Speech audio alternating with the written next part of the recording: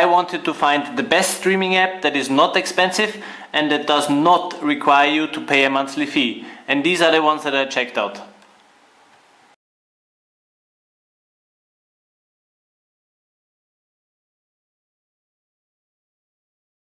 And the winner is Splashtop Remote Desktop, which costs you around $5 on Google Play, and I will put the link into the video description below. Don't confuse it with Splashtop Personal, because Splashtop Personal, there you need to pay monthly in order to fully use it, so forget that.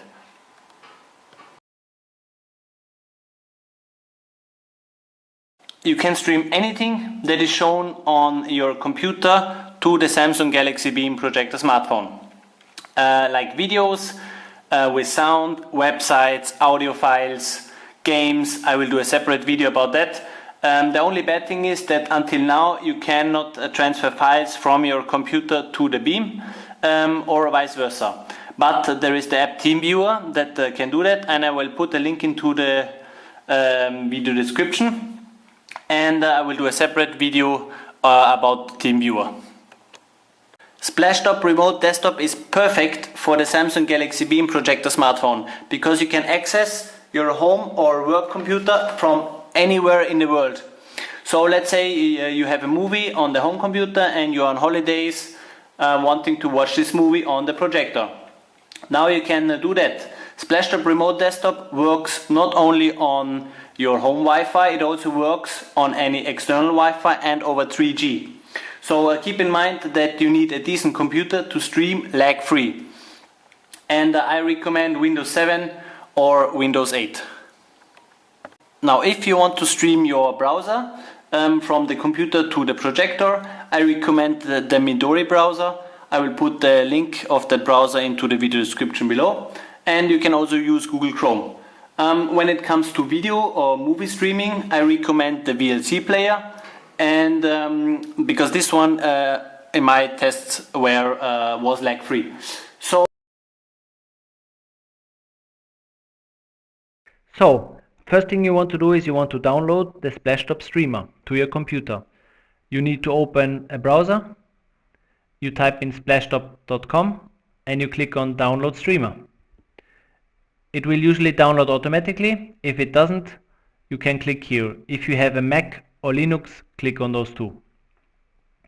Now once you have downloaded Splashtop, you open it, and here you can see your computer name. It's currently accessed by nobody. We're coming to that a little bit later. And here is the Splashtop account login.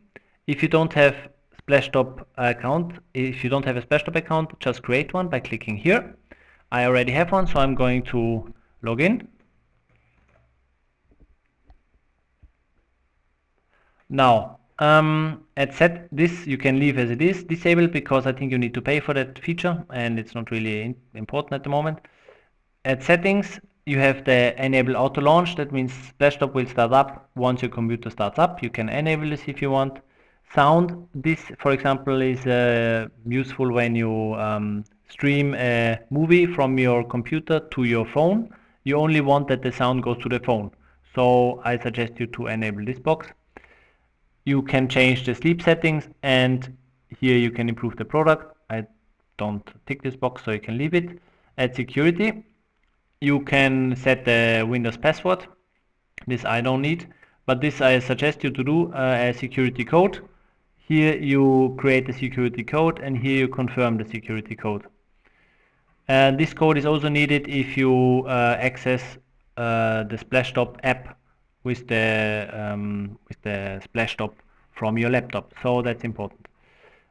Here, this you don't need because it's a Splashtop business feature. You can enable the lock screen or the blank screen. Blank screen is the meaning is when, for example, you play around on your phone, accessing your laptop or your computer. Nobody can see what you're doing, and you can also lock the keyboard and mouse here. At advanced, this is your IP address of the Wi-Fi network. This is the port. This is auto. I mean, you can leave it as it is, and this is very important here because if you want to connect your computer from an external network, meaning you are not on the same home network, you have to log in here. That means if you don't have a Gmail account, just create a Gmail account, because like this your phone will find this computer on an external Wi-Fi network or on a 3G network. So here we are done. Let's continue on the phone.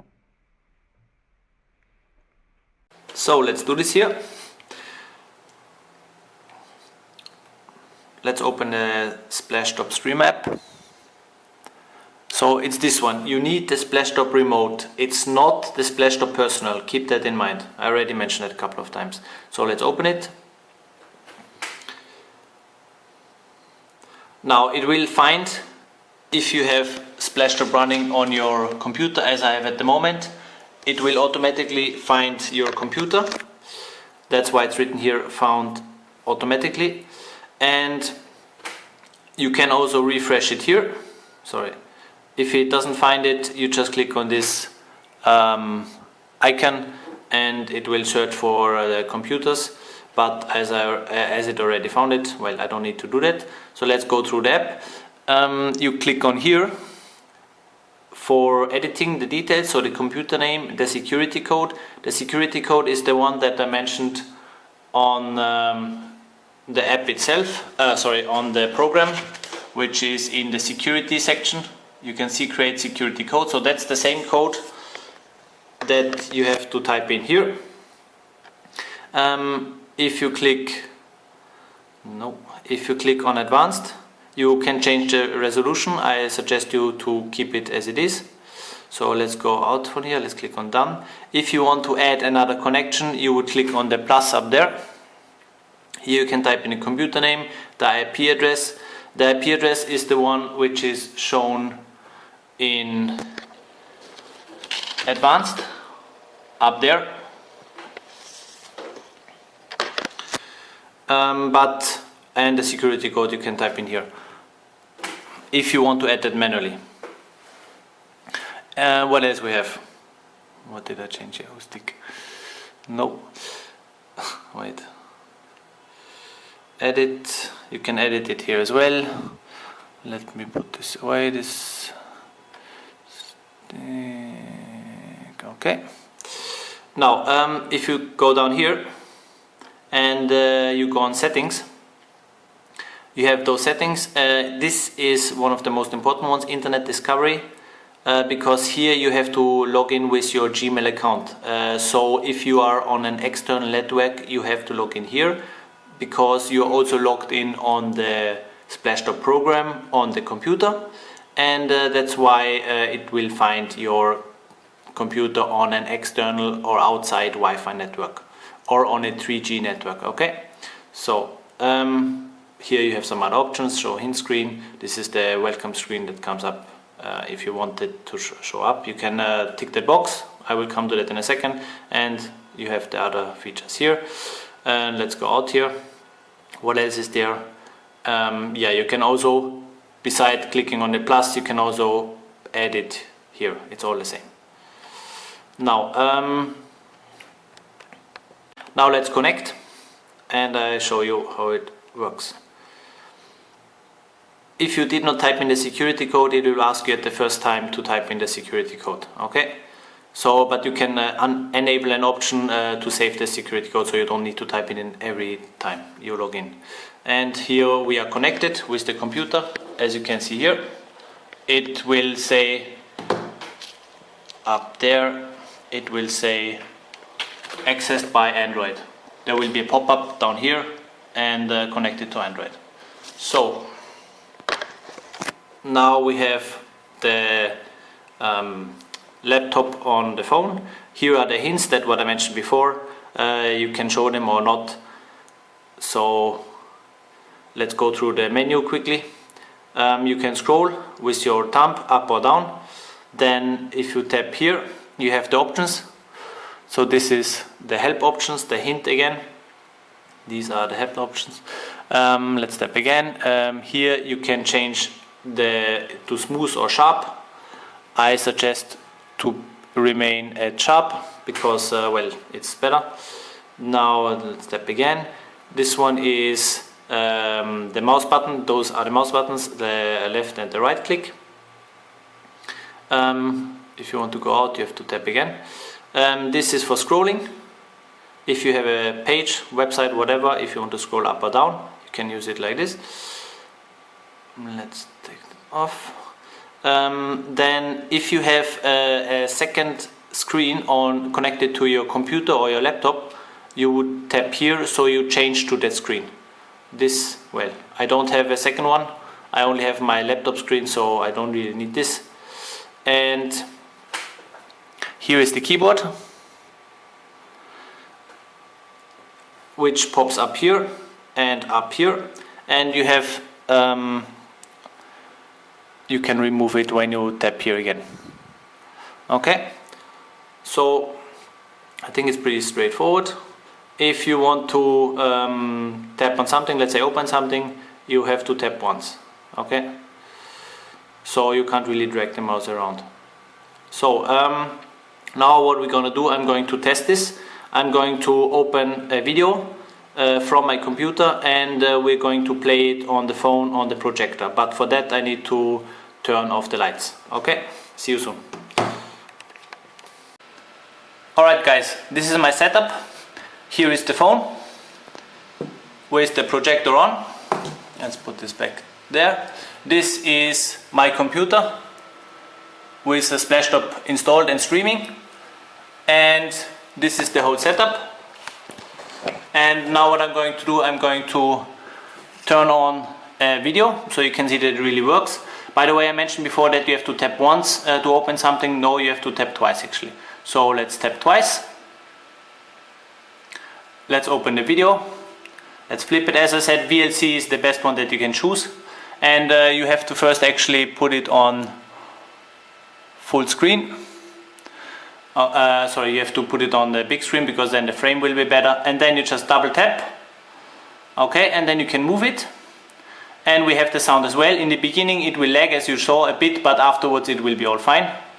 And the sound, as you can see or hear now, will only go through the phone.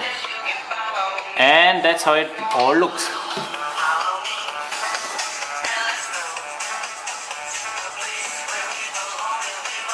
So as you can see, it works pretty well. It's just a little delay, and that's it. See you soon. So that's it for now, guys.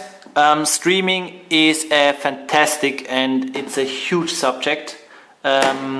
Especially it's awesome when you have a projector smartphone. There are so many possibilities and there are so many things that I want to still do when it comes to streaming. For example, streaming PC games, streaming a PlayStation, so you can play your PS3 gamepad on the projector. Then there is the question how to stream and how not to leave the PC running in case you're abroad and want to access it. I'm talking about Wake on LAN, I'm talking about Wake on VLAN, and there is another method which I kind of theoretically invented, and I didn't try that out yet. So there is much more to come. As I said, streaming is a fantastic and huge subject, and it's just freaking awesome on the Samsung Galaxy Beam. And keep in mind there is the Galaxy Beam 2 coming out. So one thing I have to mention is that with the SPLASHTOP you cannot transfer files. That means, well, you cannot transfer files from your laptop or computer to your phone. You need another program for that. It's Teamviewer. I'm going to do an extra video about Teamviewer. I didn't use Teamviewer in the first place. Teamviewer is free, by the way, because it lagged for me. So that's why I thought it's pointless. It's only good for transferring files. And yeah, that's it. Thank you very much for watching. Please subscribe to my channel if you have not subscribed yet, because it really helps me to well, keep this channel alive and keep this project going with the projector smartphone.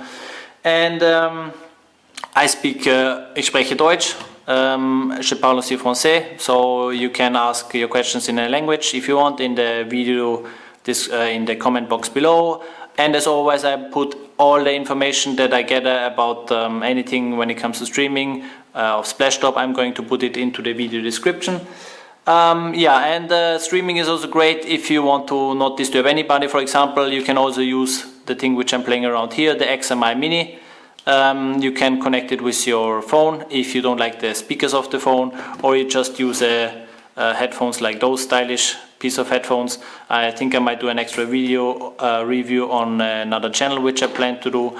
So as you can see, or those are Bluetooth speakers. I will do so many more videos. So thanks for watching, guys. I hope you liked the video, and see you next time. Peace. And don't forget to give this video a thumbs up if you liked it and if I helped you. And follow me on Facebook for the latest Beam news and for the latest Beam 2 news. Ciao.